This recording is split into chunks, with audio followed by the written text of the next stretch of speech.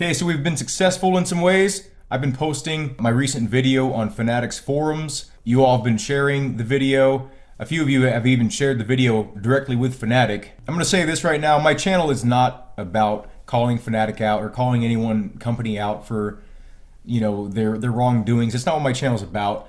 I just see it how it is, and if I feel strongly enough about something, I will speak on it. You know, most of the time, like when I feel strongly about something, I'll just comment it and remind people like, hey, watch out for this company, you know, and I'll take it as it comes in. But this one struck me really hard as something I really disliked. It seemed very distasteful. I love their products. They make great products when they work. So yeah, so the DD1 and the DD2. One is 25 Newton meters peak, and the DD1 is 20 Newton meters. So 5 Newton meters is a sizable amount, you know, definitely substantial. So when their initial motor choice for the DD1 continued to fail, or they were having problems with it, whatever, they decided to take the motor that they put in the DD2 and also put it in the DD1. And that eliminated a lot of issues, right? Like, because obviously if that motor can handle 25 Newton meters, it can easily handle 20 Newton meters, no issue. Okay, that's a great choice, you know? So here's where that's kind of a confusing issue.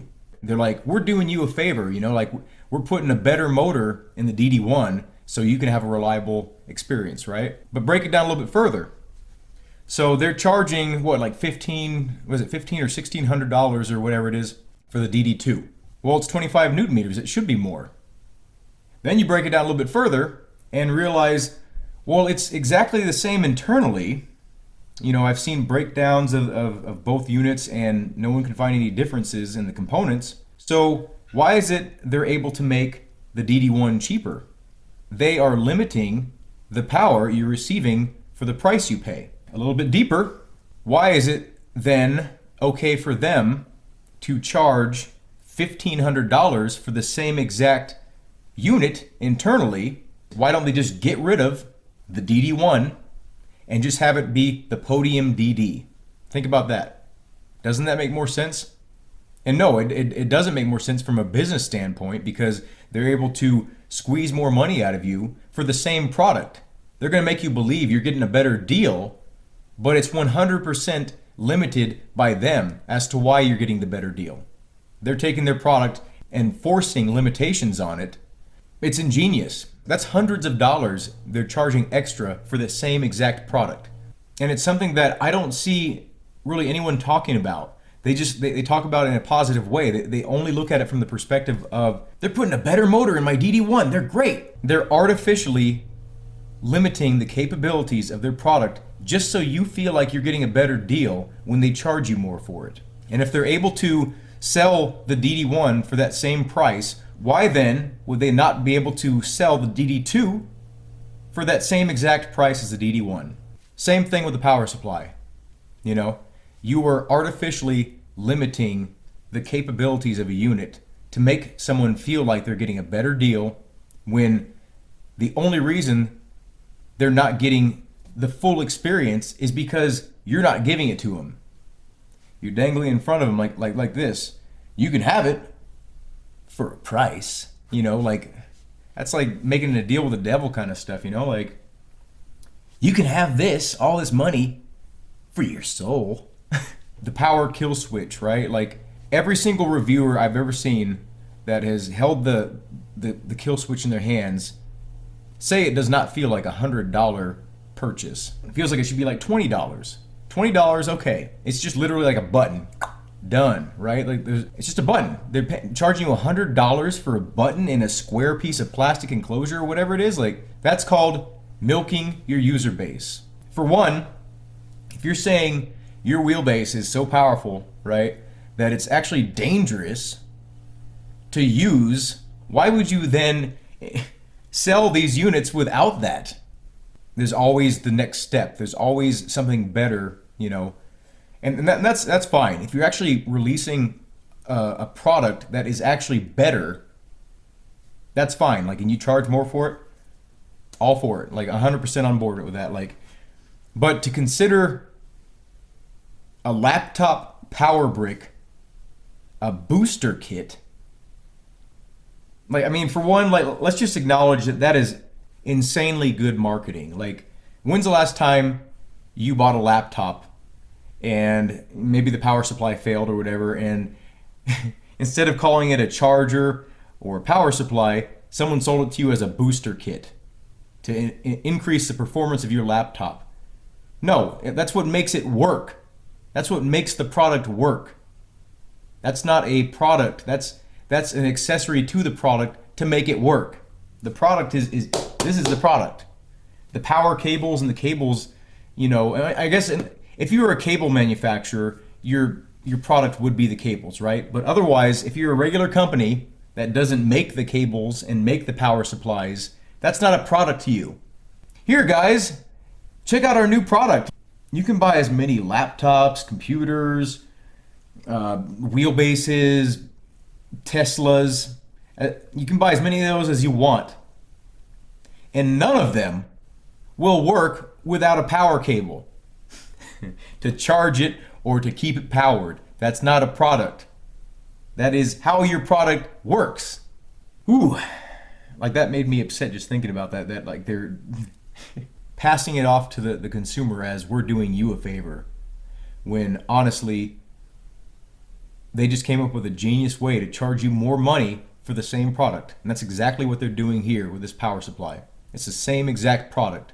It's designed to handle 8 Newton meters, maybe more. I mean, honestly, if it's able to handle 8 Newton meters peak, most likely it can handle more. They have to consider the possibility of that happening with certain users that are just going to max it out and then just like have the holding force be 8 Newton meters. So reliability wise, it theoretically should be able to handle more than 8 Newton meters, and you know, maybe in excess of 1 or 2, maybe even like up to like 10 Newton meters. Maybe it can handle way more, and we'll never know because they're limiting their own products. For all we know, they put the same motor in the CSW version, and it's just a bigger power supply.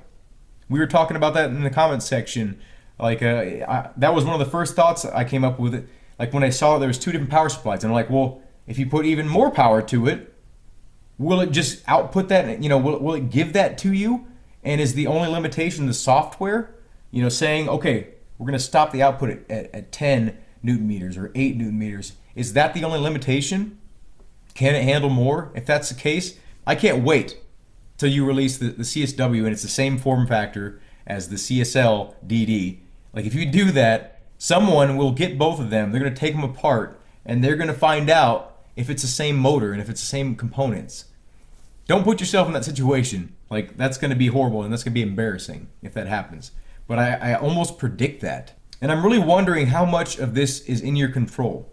Are they going home and just like being like, man, like, I don't really feel like I want to be a part of this? Or is it like the people that are, you know, the pencil pushers?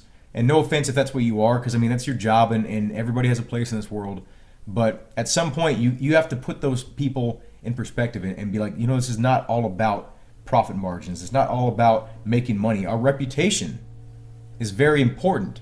In order to keep our business going strong and allowing us to grow even more, our reputation has to be good. We're going to take a little bit of a profit hit. We're going to take that 2-cent profit hit, you know, or like $2 profit hit on those power supplies, and we're going to eat that cost and we're going to make it up in volume. I think it's in Fanatics' best interest to really focus on the reputation in this stage of their growth. You know, like they are a big company. They're not like a huge company, but they are a very big company, a big player in this space. They're a big fish in a little pond, you know, like you've heard that saying. But, you know, you can also get too big for your britches, you know. Criticism is healthy. Criticism allows you to stay real and keep things grounded, you know, keep things from just taking off to a point to where you can't control it anymore, right? Like it's in our best interest as the consumers to keep these big companies in check, to let them know what is and what is not acceptable. We are accepting of their products. We're accepting of their quality for the most part, not their handbrake. I have every right to complain about this company I've invested thousands of my dollars into. You know, if they're not doing right, I care about it. I am supporting them. And what I expect in return is their support when I need help with their products. I'm not the only one that feels the way I do. You know, and I want this video to be a vehicle for you all to speak up to. You know, you're like, you know what?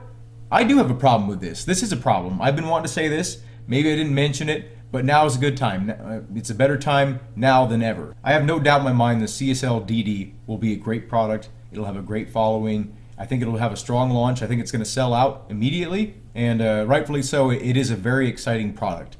And as much as I complain about this power supply and these pricing discrepancies, I myself am excited for the product. I was announcing it to the world. I was like, man, this is exciting. This is how I feel about it.